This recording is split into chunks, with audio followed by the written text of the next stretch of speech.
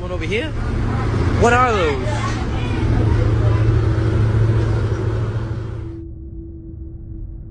TikTok says this is a mermaid. Sure. And apparently I hand out miracles on Sundays. Before everyone starts screaming mermaids, let's state the obvious. Those creatures weren't rising out of curiosity. They were running, and they weren't fleeing toward the camera. They were fleeing toward the light. In the ocean, there are only two reasons to ascend this fast: panic or survival, and whatever forced them upward wasn't small.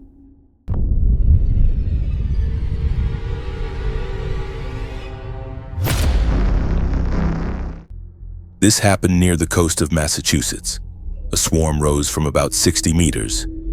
On paper, nothing unusual, until you stop watching what they are and start watching how fast they decide to leave. Every animal in that frame reacts at the exact same moment. No hesitation, no confusion. That's not panic, that's recognition. They reach the surface in 6 seconds. That means whatever triggered them didn't approach. It arrived, and it arrived close enough that every living thing below chose the same direction at the same time. Some people claim they hear a voice in the audio.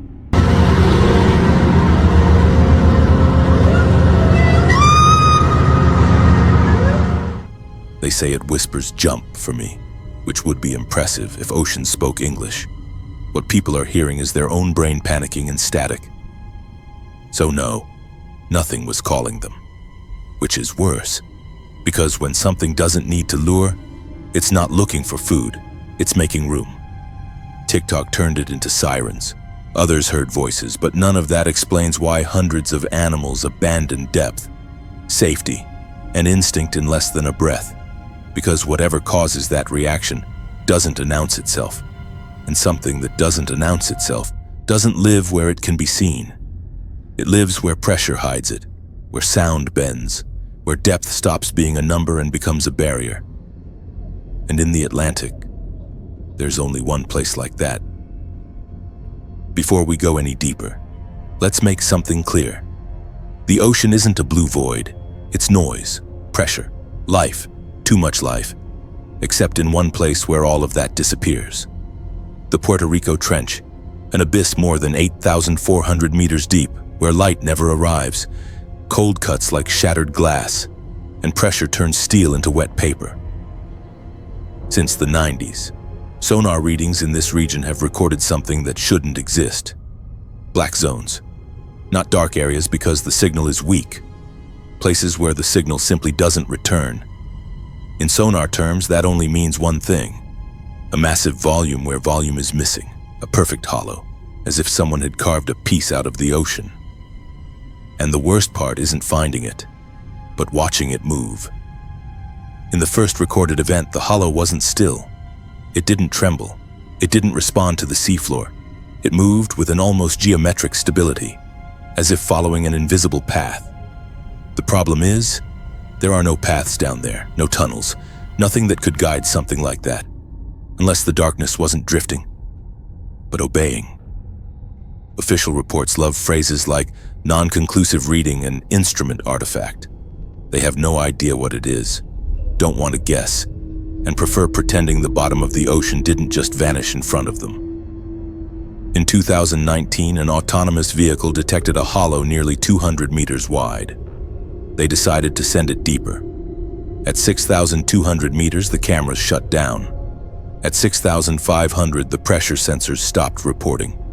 At 6,700, the robot stopped existing. No implosion, no impact, just absence. But don't worry, someone will still blame a calibration issue. People blame Wi-Fi for everything these days. That same night, the hollow moved, almost 3 kilometers east, with a symmetry that makes no sense unless you're watching the edge of something enormous sliding through the dark, something that doesn't compress. It simply advances. This isn't about Caribbean myths. This is about an entire portion of the ocean turning off, shifting and turning back on behind itself. And if you live in Puerto Rico, the Dominican Republic, or any island in the Caribbean, that void passed closer to your coast than you'd ever want to know. If this were an isolated event, we could dismiss it as an anomaly, a glitch in a system we barely understand. But the Atlantic didn't go quiet once. It did it again. And this time, it didn't just shut down, it screamed. Everything so far suggests movement. This suggests intention. Because there's a point where the ocean stops behaving like an ecosystem and starts behaving like an organism. Between 800 and 1,200 meters deep lies a natural corridor called the SOFAR channel. Sound dropped into this layer can travel thousands of kilometers without losing strength. A whisper can cross continents. A metal strike can ring through half the planet, and if something down there were big enough to scream, we would hear it even while pretending everything is fine. On October 14th, 2023, at 2:17 a.m., SOFAR sensors detected a low-frequency pulse. It was clean, powerful, and problems with that signature don't come from animals, ice, or tectonic slips. It was recorded by stations on the US East Coast and stations near Greenland at the same time. Why that makes no sense. For a sound to hit 2 points that far apart simultaneously, the source would have to be moving, not slowly, but covering hundreds of kilometers in minutes, as if something were using the SOFAR channel as a highway. The pulse didn't disperse. It stayed identical the entire time. That only happens when the source isn't vibrating, but pushing water. A lot of water. The operators who were actually there reported something else. The pulse changed. The tone dropped, slowly, as if something enormous were sinking even deeper. And then came an impossible silence.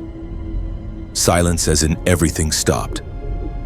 For that to happen, something has to block the entire channel, a mass large enough to shift pressure, displace water, and shut down one of the most stable acoustic corridors on the planet.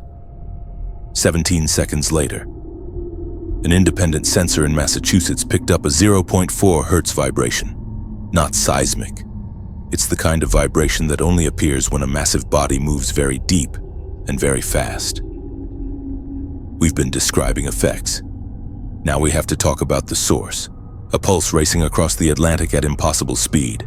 A silence total enough to erase an entire acoustic corridor. A final vibration like something brushing the ocean floor.